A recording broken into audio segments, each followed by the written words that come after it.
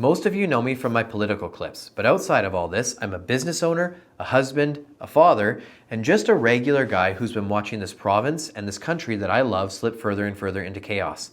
About a year ago, I sat down with my wife to have a crucial conversation about our future and the future of our family. We have 3 kiddos and we're based here in British Columbia.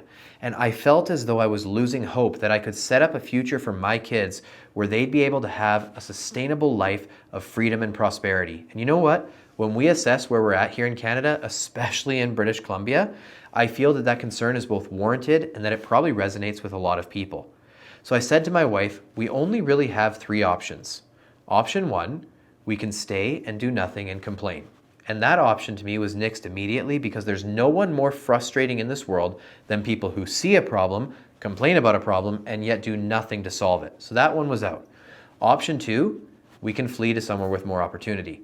And we've owned and operated an auto export company for the past 11 years, along with a few other businesses, and we've had many opportunities to move to the United States where we'd be able to set up shop, have lower taxes, more opportunity, and less restriction and regulation, and that's been very appealing. And then there was the third option, the hardest option, to stay and to fight.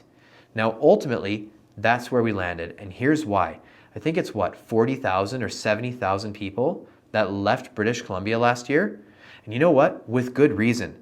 This ideologically woke, crazy government has done such devastation, both economically and to our basic freedoms. And if we continue on that trajectory, BC isn't viable for any family to live in. But here's what I realized. If all of the good, talented, and capable people continue to flee, what will be left for this beautiful place where I was born and raised? And we decided that British Columbia and Canada, but especially BC, was worth fighting for.